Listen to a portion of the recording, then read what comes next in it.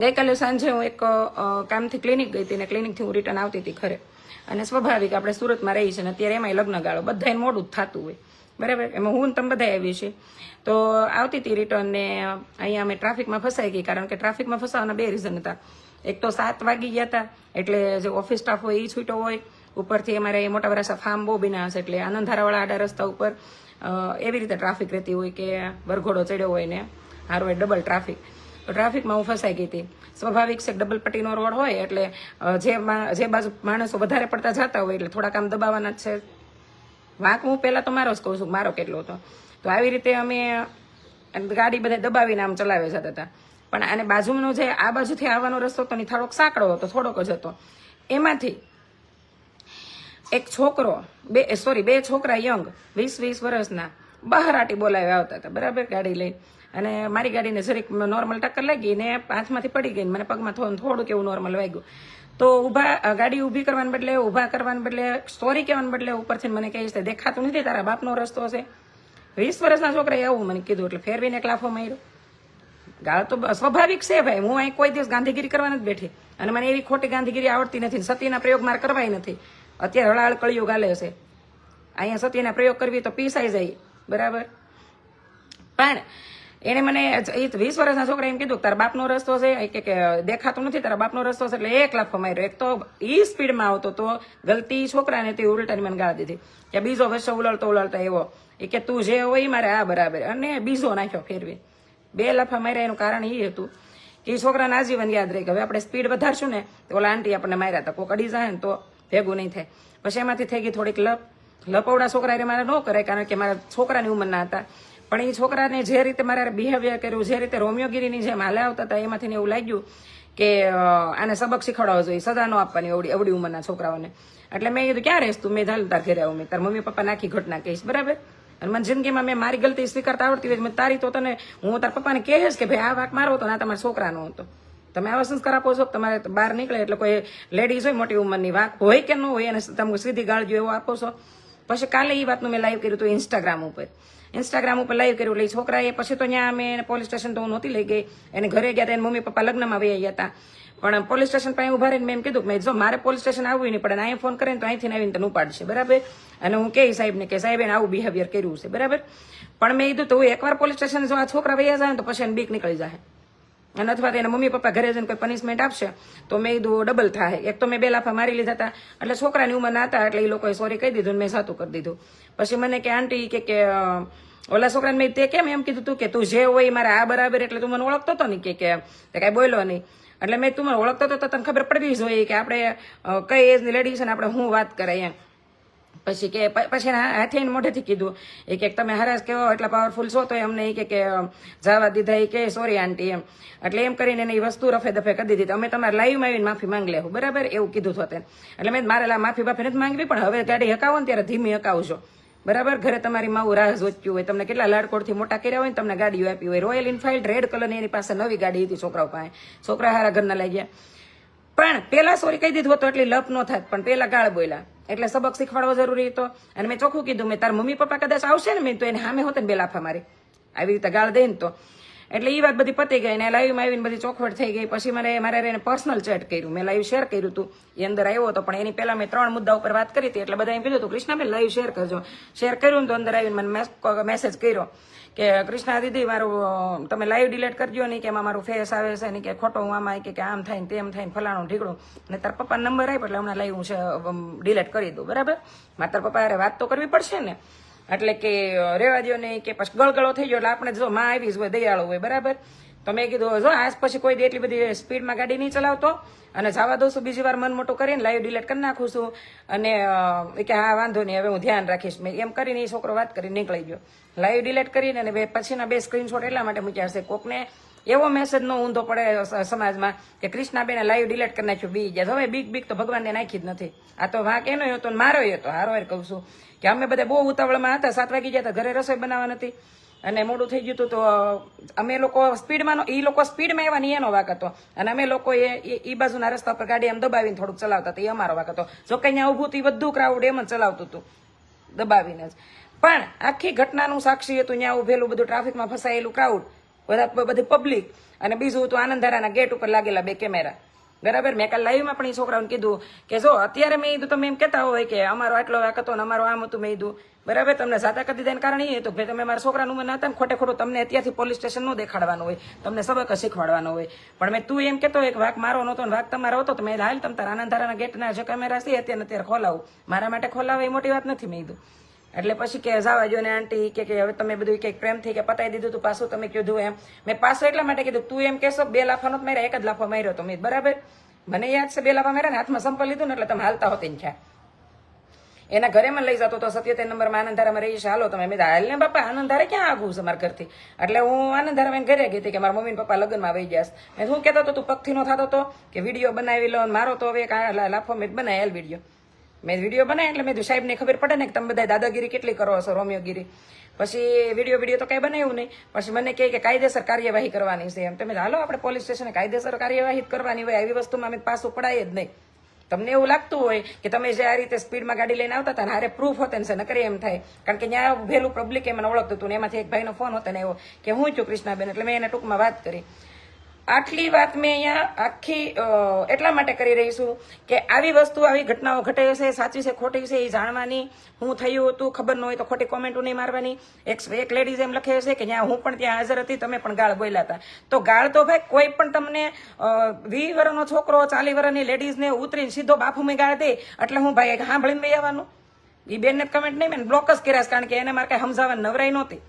અહીંયા જાહેરમાં એટલી વાત લાઈવ કરીને એટલે જ મુકતા કે આમાં બધાને જવાબ મળી જાય પોતાના સવાલોનો, બરાબર.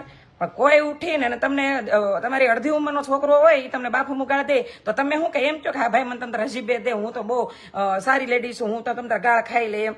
એ તો આવડતું જ નથી. મેં પહેલા કહી દીધું છે વિડીયોના લાઈવના સ્ટાર્ટમાં કે મને ગાંધીગીરી કરતા નથી આવડતું ને સત્યના પ્રયોગથી હું બહુ દૂર છું, બરાબર.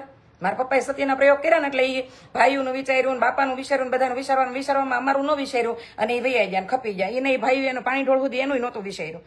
એટલે હું આવા યુગમાં અને આવા માણસો વચ્ચે મોટી થઈ છે એટલે મને એ આવડતું જ નથી. કોઈક ગાળ દઈને વહી જાય એટલે હું સાંભળી વહી આવું. આ તો 20 વર્ષ નતો, કદાચ 50 વર્ષ આધેડ હોત ને તોય બે નાખત, બરાબર. એટલે એક બેન એમ કીધું કે તમે કે દાદાગીરી કરતા હતા કે એને ગાળ દીધી. ગાળ હું મેં ધોકાઈ નાખું, મેં કીધું તારા બાપનો રસ્તો છે એમ કે એટલે એમ કહેવાય કેમ મેં કીધું એમ. અને બીજી વાત એ થઈ કે પાછો એમ કહે છે કે તું જે હોય મારે આ બરાબર, એવો ગંદો ઈશારો કર્યો. પછી બીજો લાફો નાખ્યો, બરાબર. જે હોય એટલે હું કાંઈ નથી, એક લેડીઝ તો છું ને. અને એની જોડા મેં તું મારા આઈડી ખોલ તો મેં કીધું તે કીધું ને કે તું જે હોય એટલે તું મને ઓળખશો. મેં તેમાં જોઈ લે તારી જોડા મારા 2 છોકરા છે. એને અમે આ સલાહ નથી દીધી. જયારે એને બાઈક અપાવી ને એના પપ્પા લાયસન્સ આવ્યું 20 વર્ષનો થયો ને બાઈક અપાવી ને તેથી અમે ચોખ્ખું કીધું છે કે ઘરે કોઈ દી કોઈ ખોટો મેમો આવ્યો તારી અને કોઈ દિવસ ક્યાંયથી ફરિયાદ આવી ને તેથી ગાડીની ચાવી હું લઈ લઈ, બરાબર. અને ગાડીની સ્પીડ કોઈ દિવસ હાઈવે ઉપર હોય ને તો 40 ઉપર નહીં જવા દેતો. મારે જોઈ જ નહીં રોમિયોગીરી. રોમિયો હોય ને છોકરાઓ કેવા હોય ખબર, બાપની કમાણી પર જીવતા હોય ને અમે અહીંયા સ્ટ્રગલ કરીને સંઘર્ષ કરીને અહીંયા પૂજ્યા છે પુગાડ્યા છે. એટલે આ વાત કાલ મેં મારા વિડીયોમાં લખી છે કે આ વાત મારા સંતાનોને લાગુ પડે છે. નીચે કેપ્શનમાં લખ્યું છે કે અમે કૃષ્ણ બાઈક અપાઈને ત્યારે આ વસ્તુ મેં એને કીધી હતી. પણ તમારું સંતાન બહાર જાય અને તમે એને એકવાર પૂછો કે એ તો બહાર જઈને શું કરે છે, કોની હારે રખડે છે, કોની કેવી સંગત છે, આની ઉપર થોડીક નજર રાખો. એ બહાર જઈને કોઈ કેવું બિહેવિયર કરે છે કોઈની સાથે એ ખબર રાખો. અને ખાસ કરીને સંતાનોને પણ એક નમ્ર વિનંતી કે તમને તમારા મમ્મી પપ્પા એટલા લાડકોડથી મોટા કર્યા છે ને તમારી અમને તો કાંઈ મળતું જ નહીં પૈણા ત્યાં સુધી, પણ તમને અત્યારથી નાનેથી મોબાઈલ, લેપટોપ, ગાડીઓ અને એટલી છૂટ, પાર્ટીઓ લેટ નાઇટની આ બધું મળી જાય છે ને. પિકનિક પ્લાનિંગ કરી લો છો બાપને મને ખબર ન હોય, અચાનક જ કહો છો ઘરમાં આવીને. તો આ બધી વસ્તુનો ગેરફાયદો ન ઉઠાવો. તમારી મા ને તમારા બાપ એ કેવી રીતે તમને મોટા કર્યા છે ને એનું મન જ જાણે છે. કારણ કે આપણે હજી એક પેઢીવા જ ફોરવર્ડ થયા છે, 10 પેઢીવા નહીં. આપણે 3 પેઢી હારે જીવીએ છીએ કે જેમાં એક પેઢી તો ભૂખ જોઈતી, બીજી પેઢીએ સંઘર્ષ જોયો છે ને તમે અત્યારે ખાલી સ્માર્ટ વર્ક કરવાનું છે. તમારે હાર્ડ વર્ક તો કરવાનું નથી, ભૂખ તો બિલકુલ નથી જોવાની. આપણે ઈ યુગમાં જીવી રહ્યા છીએ. એટલે ખાસ એક નમ્ર વિનંતી કે ધ્યાન રાખો બહાર જઈને નીકળો તો. બધા કૃષ્ણાબેન ન હોય એટલે એમ કહી દે કે આ ભાઈ કાંઈ ને એલ જે થયું હવે કાંઈ નહીં કરતા. અને એ સ્ક્રીનશોટની મેં સ્ટોરી એટલે જ લગાડી છે કે ખબર પડે કે છોકરાએ મને રિક્વેસ્ટ કરી છે કૃષ્ણા દીદી મારે લાઈવ કાઢી નાખો. અને મેં કાઢ્યું એનું કારણ એ જ છે કે હું નથી ઈચ્છતી કે એના ભાઈબંધ દોસ્ત સમય મજાકનું પાત્ર બને અથવા તો એની ગર્લફ્રેન્ડ હોય તો એને ક્યારેક એ વાત કરીને ખીજવે, બરાબર. એટલા માટે મેં કાઢી નાખ્યું. પણ ત્યાંનું ઉભેલું જે ક્રાઉડ હતું, જે બધા ક્રાઉડ એટલે 200 જેટલા વ્યક્તિઓ હતા, એ બધા મને ઓળખતા હતા. મોઢેથી મેં માસ્ક ખોલીને લાફો માર્યો એટલે તો એને એવું ન લાગવું જોઈએ કે મેં લુખી દાદાગીરી કરી. એટલે આ લાઈવ કરવું જરૂરી હતું અને વિડીયો બનાવવો જરૂરી હતો. લુખી દાદાગીરી જિંદગીમાં કોઈ દી કરી નથી અને કોઈ કે લુખાગીરી કરી હોય તો સહાની કોઈ દી નથી કરી, બરાબર. જિંદગીમાં ક્યાંય કોઈ દી ઓળખાણ નથી વાપરી, કોઈની મારા પપ્પાની ક્યાંય નથી વાપરી, અને મારી પોતાની બનાવેલી મેં ક્યાંય નથી વાપરી. કોઈ દી ફ્રીમાં કોઈ ત્યાં જમવા નથી ગઈ. અત્યારે અમને લોકો ફ્રીમાં ઇન્વિટેશન આપતા હોય કે બેન તમે આવજો અને અમારે કેફે ઉપર એકવાર વિઝિટ કરો અને અમારી હોટલે વિઝિટ કરો, તે એવી મફતિયું જમવાય નથી ગઈ. બરાબર. બાકી મેં મારા બાળપણમાં ભૂખે જ હોય છે, પણ એનો અર્થ એ નથી કે તમે ગમે ત્યાં મફતિયું ખાવા વયા જાઓ. બાકી અત્યારે હું જોઉં છું ઇન્સ્ટાગ્રામમાં 2 ફદિયાના 5 ફોલોવર ફેંક નાખાવા 5 ફોલોવર રિયલ હોય ને, એટલે મફતનું જ ખાવાનું ગોત્યું હોય લેડીઝ. મેં કેટલી એવી લેડીઝોને જોઉં છું કે મફતના કપડાં, મફતનું ખાવાનું, આ બધી વસ્તુ પહેલા કરે. બાકી જે લોકો અમારી માટે કાંઈ પણ અરેન્જમેન્ટ કરે, માની લો કે બર્થડેની કેક છે, તો અમે પહેલા પૂછીએ કે તમારા કેકના કેટલા પૈસા થાય છે, તો એમ કે નહીં તમે વિડીયો બનાવીજો, તો અમે વિડીયો બનાવી દેતા હોઈએ છીએ. બરાબર. ગઈકાલે ફ્લોડેકમાં મેં કોલ કર્યો હતો કે મારી બર્થડે છે નેક્સ્ટ 5 જાન્યુઆરીએ, તો મેં કીધું તમારે મેં એક કેક પોઈન્ટ બનાવવાનો છે, મેં બીજો વધારે કાંઈ ડેકોરેશન મારે કરાવવું નથી. બરાબર. એટલે કે વાંધો નહીં, મેં જે પૈસા થતા નહીં લઈ લેજો, મારે ફ્રીમાં નથી કરાવવું. અને આ જેટલા મારા પાસે એડવર્ટાઈઝ કરાવી ને બધાને પૂછજો કે મેં બધાને કીધું મારે બાર્ટરમાં નથી કરવું, મારે કોઈ વસ્તુ નથી કરવું, કારણ કે હું મારી ચોઈસના કપડાં લેતી હોઉં છું. જમવાનું મને મસ્ત બધું મજાનું બનાવતા આવડે છે. હું કામ ખોટે ખોટું કોકની નજરમાંથી ગીરી જાઉં, કોકની નજરમાંથી ગીરી જાઉં. કોક કાલ સવારે તમે ત્યાંથી ખાઈ નીકળો એટલે તરત એમ કે ભાઈ આ બધું તો મોફતણિયું છે. મેં કેટલા મોઢે એ વાત સાંભળી છે. 2000માં 1500માં એમાં એડવર્ટાઈઝ કરતી હોય ને 500 રૂપિયામાં કરતી હોય એની વાત સાંભળેલી છે. મારી કરતા જ હોય, સમાજ છે ભાઈ, બધા હારી મોળી કરતા હોય, પણ હાથે કરીને આપણા મનથી નથી ગીરવાનું. લોકો તો પોતા નજરમાં ભલે ગીરવા કરે. મેં પહેલા કીધું છે કે પપ્પાના ઘરે હોય ત્યારે મમ્મી પપ્પા નજરમાં નથી ગીરવાનું, અને સસરાના ઘરે આવો ત્યારે પતિનું વિચારવાનું, બાકી ત્રીજી અધર કોઈ વ્યક્તિને વિચારવાનું જ નથી. મને 2-3 દી પહેલા મારા એક મિત્રએ કીધું હતું કે તું આ જે વિડીયો બનાવીશો સામાજિક, કે હું કે કોઈ કે એની સલાહ લેવાના છે, કે કોઈ સલાહ લેવાનું ન હોય, કે મા બાપની ન લેતા તારી લે. મેં આવું મારું વર્ક કરી રહી છું, આ મારું કામ કરી રહી છું, જેના મને પૈસા આપે છે. હું ધારત તો મેં દડધા ફડધા કપડાં પહેરીને વાહિયાત વિડીયો નાખીને પૈસા કમાઈ એકત, અને એ તો પાછા ડબલ હોત ને કમાઈ એકત. હું પટેલની લેડીઝ, મારા ઘરે બધું પહેરવાની છૂટ છે, પણ મેં બંને એટલું સારું, શ્રેષ્ઠ અને બેસ્ટ આપવાની કોશિશ કરી છે. એ ફોટા હોય, વિડીયો હોય કે લાઈવ હોય. અને જે લોકોને મારી વાત ગળે ન ઉતરતી હોય એને બધા મેં સામેથી જ કીધું મને તમે બ્લોક કરી ગયો. બરાબર. કદાચ 7 લાખ પ્લસ ફોલોવર છે યુટ્યુબ ને ફેસબુક ને ઇન્સ્ટાગ્રામ ના, તો એમાં કદાચ લાખ ઓછા થઈ જાય, શું ફેર પડશે? અને આની કમાણી ઉપર તો કઈ ઘરમાં બાજરો ને ઘઉં આવતું નહોતું, ઘરવાળો કમાય જ છે, મેં ઘર સાચવીને જ રાખ્યું છે. અત્યારે મને એમ કીધું હોય કે તારે હું જોઈશ કે ઇન્સ્ટાગ્રામ ને એ બધું, તો આપણી પહેલી ચોઈસ તો ઘરવાળો જોઈએ. આ ઇન્સ્ટાગ્રામ બંધ કરવું પડે તો મા બાપની કસમ કે અત્યારે બંધ કરી દઉં. હું ઈ ભોગે તો કોઈ દિવસ ઘર ભાંગું જ નહીં. નહીં નામાના સોશિયલ મીડિયા નહીં વાપરવાના, સવાલ જવાબ થવામાં તે લોકોએ કેટલાય ઘર ભાંગ્યા છે, એની હું સાક્ષી છું. આપણે સમજાવાઈ ગયા હોય ભાઈ રેવા દે ને ભાઈ, સોશિયલ મીડિયા તો અત્યારે એટલું બધું સક્રિય થયું, પેલા ક્યાં હતું? માહિતી ન વાપરવા દે, ઘર ન ભંગાય, તોય એમ કહેતી હોય નહીં મને ઇન્સ્ટાગ્રામ નહીં વાપરવા દે તો મારે રહેવું જ નથી, મારે આવું જ નથી. આવા હોત ને ઘર ભાંગેલા છે ને એ અમારા સમાજની છોકરીઓ, તો એ દુઃખ લાગે. બરાબર. અને કાલે કોકે એમ કીધું તું કે કૃષ્ણાબેન એ પણ લાઈવમાં કહેજો કે લવ મેરેજ કરવા હોય તો પટેલમાં કરો ને. એટલે મેં કીધું ભાઈ જો લવ છે ને થઈ જાય ને તો વાત 2 નંબરની. બરાબર. કોઈ પણ કાસ્ટનો છોકરો છે ને તમારી આંખથી આંખ મળીને ઋણાનું બંધ અધૂરા હોય અને તમારી લાગણી છોડાઈ જાય તો માની લેવું કે તમને પ્રેમ થઈ ગયો છે. પણ અત્યારે તો મોબાઈલ જોઈને જ પ્રેમ થાય છે ભાઈ. મોબાઈલમાં તમે એનું એકાઉન્ટ જોઈને પછી પ્રેમ કરો છો, તમે કયો મોબાઈલ વાપરે છે એ જાણીને પ્રેમમાં પડો છો, કઈ ગાડી રાખે છે એ જોઈને તમે પ્રેમમાં પડો છો, કેટલી પ્રોપર્ટી છે એ જોઈને પ્રેમમાં પડો છો. તો ખરેખર તમારે બધું જોઈને જ પ્રેમમાં પડવું છે તો સમાજમાં પડો. સમાજના છોકરાને ગોતો. અત્યારે તો એકાઉન્ટ ગોતવાના હોય છે તમારે ખાલી છોકરીઓને ખાસ. એ અમારો સમય અલગ જ હતો કે જેમાં અચાનક જ રસ્તામાં ક્યાંક મળી ગયા અને મનની લાગણી હોતી, જોડાઈ ગઈ તો પ્રેમમાં પડી ગયા. હવે એ સમય નથી.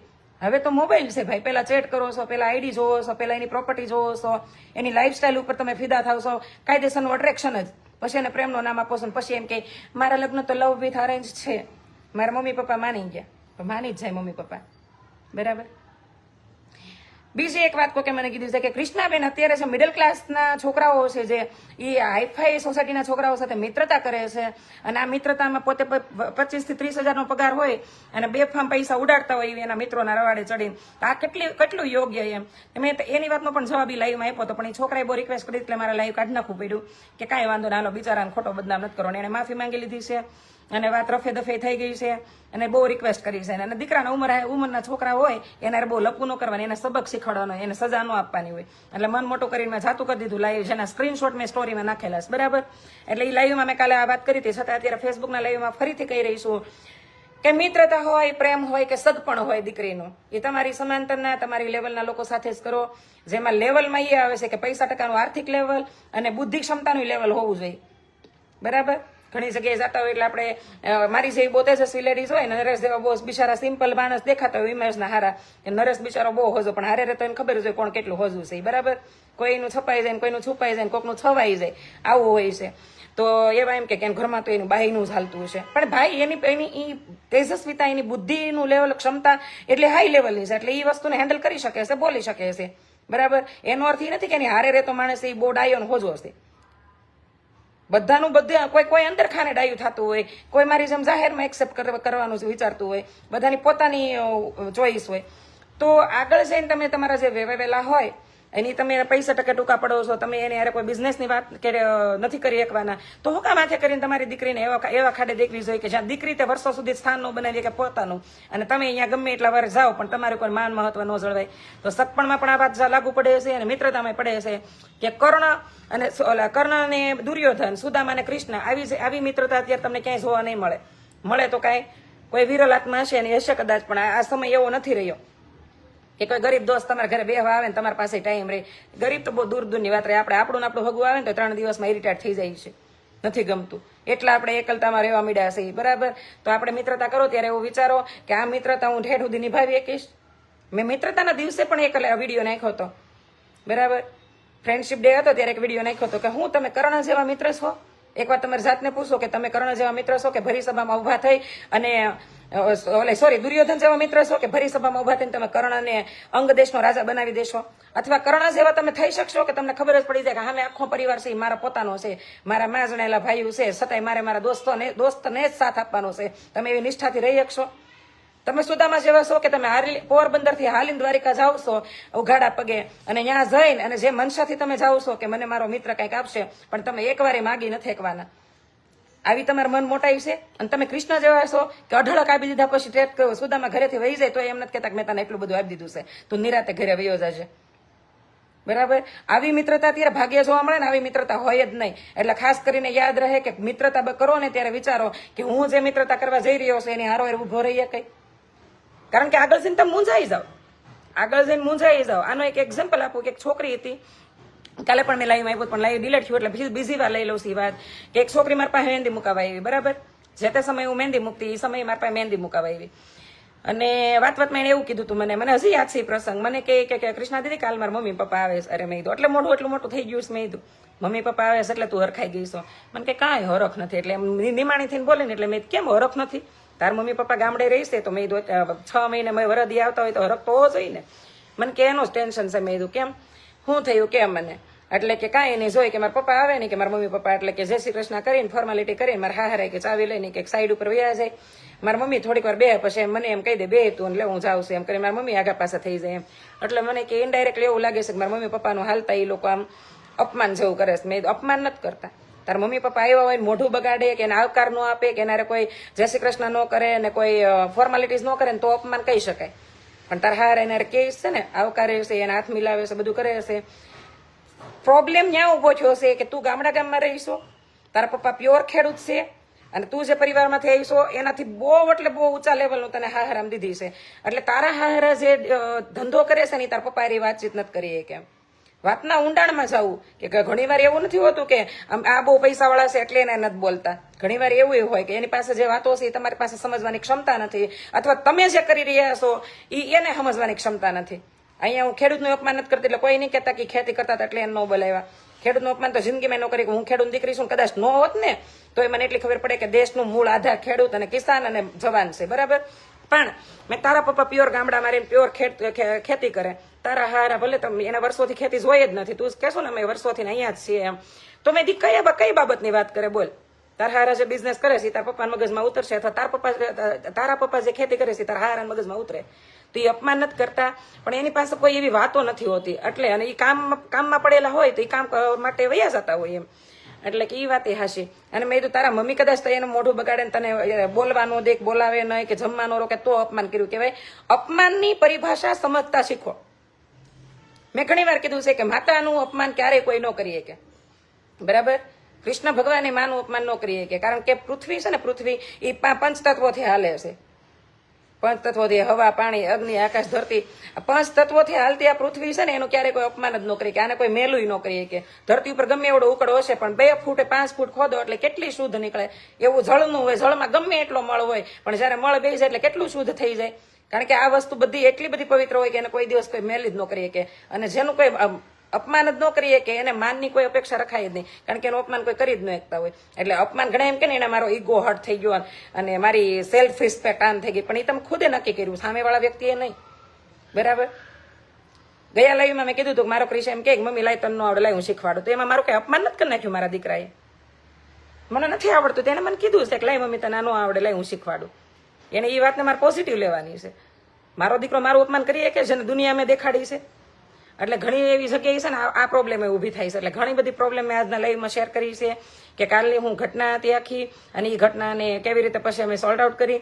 કારણ કે દીકરાઓ હતા 20 વર્ષના હતા. 20 વર્ષના ઉગતી યુવાનીના સંતાનો આવા જ હોય. આપણે આપણી 20 વર્ષની યુવાની યાદ કરવી એટલે આપણને યાદ આવી જાય કે આપણે કયા કયા કાંડ કર્યા હતા. બરાબર. અને આપણે કેવા કેવા ગાંડાયું કરી હતી. એટલે આ છોકરાઓને ખાલી સબક શીખવાડવાનો હતો એટલે 2 લાફા માર્યા હતા. ધારત તો લાફા માર્યા વગર સીધા પોલીસ સ્ટેશન લઈ જાત ને અહીંયા બેહારત હોતે કેદ સાહેબને 5 કલાક ઘડીક બેહારવાને પપ્પા જ્યાં સુધી જામીન ન કરે ત્યાં સુધી. એટલે એને એમને સબક શીખી જાત. પણ આજે જો એને પોલીસ સ્ટેશન લઈ જાય બીક નીકળી ગઈ ને તો કાલે એ મોટા ગુના હોતે કરી બેસે જે આજે ગલતી થઈ છે. એટલે છોકરાના મનમાંથી બીક નહોતી કાઢવાની અને એના મમ્મી પપ્પા સુધી વાત કદાચ તો પૂગી જ ગઈ હશે હવે તો, પણ નહોતી પુગાડવાની. એટલે બધું રફે દફે કરી નાખ્યું. એને તે સુખદ વાત કરીને અને અંત કર્યો અને રિક્વેસ્ટ કરી એટલે કાઢી નાખ્યું લાઈવ. કારણ કે 20 વર્ષના છોકરાઓને સબક શીખવાડવાનું હોય, એને સજા ન આપવાની હોય. કારણ કે આ યુવાની નથી બાળપણ કે નથી હજી પાકી યુવાની પરિપક્વતા આવી. આ વસ્તુ ડબલ વસ્તુની વચ્ચેનો હાલતો સમય છે. જેમાં અમુક વસ્તુ એ સમજી ન હોય કે એના માટે ઉંમર અને અનુભવની અભાવ હોય. બરાબર. સમજાય એને